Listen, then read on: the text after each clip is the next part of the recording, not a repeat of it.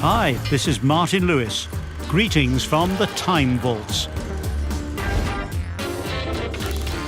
Take a trip down memory lane as we bring you your big day and year exclusively from the TV archive. You share your day with a group of amazing people. Martin Luther King, America's great civil rights leader. Princess Michael of Kent. Ivan Novello, the great Welsh composer and entertainer. Strictly Come Dancing's Claudia Winkleman. And the actor who got cold feet, James Nesbitt.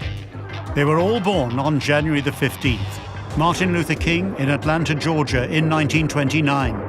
As a Baptist minister, he transformed America's civil rights movement in the 50s and 60s. I do not approve of violence, whether it is perpetrated by racists or whether it's perpetrated by Negroes. He was awarded the Nobel Peace Prize in 1964. Free at last! Free at last! Thank God Almighty! We are free at last! Princess Michael of Kent was born on your day in 1945 in what used to be the Greater German Reich, but is now the Czech Republic. She married the Queen's first cousin, Prince Michael of Kent, grandson of King George V, in 1978, and became Her Royal Highness the Princess Michael. She is just one of a remarkable number of royal stories for your day. On January the 15th, 1559, 2 months after the death of her half-sister Mary, Elizabeth I was crowned Queen of England and Ireland at Westminster Abbey.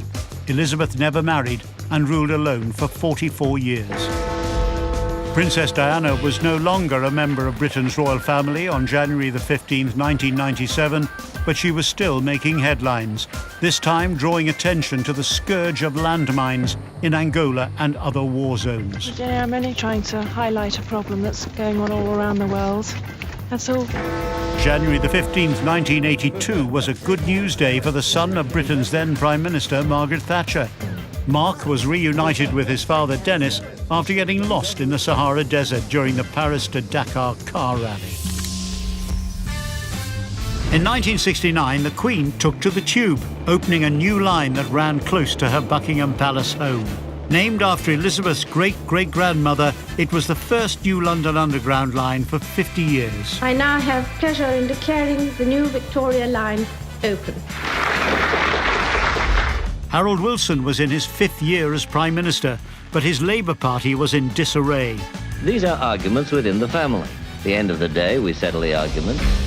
The President of the United States was Richard Nixon, in London to try and rekindle a special relationship. The purpose of this visit is to discuss the problems of the alliance of which we are a part, and I would add one further dimension, to discuss the problems of the world. In China, they were celebrating 20 years of the People's Republic and Chairman Mao. In the USSR, Leonid Brezhnev was welcoming home astronauts who'd been in outer space.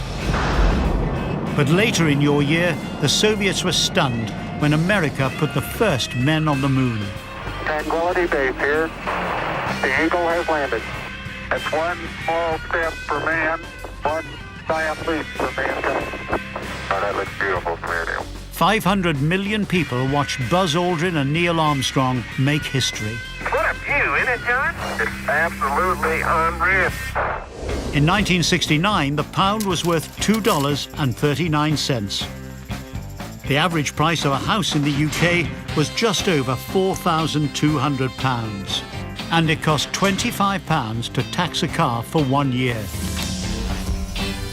Women's legs were all the vogue in your big year, or at least American pin-up Betty Grable's wear. And you never began to worry you terribly that perhaps your legs wouldn't be beautiful forever. Now you're going to start me worrying. No, I haven't. Britain's fashion designers also had a thing about legs in your year. They thought they were best covered up. 69 was a landmark year for aviation.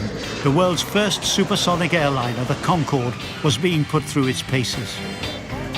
For those who preferred a more traditional way of getting from A to B, show jumping and Princess Anne on her horse, Royal Ocean, were the attraction.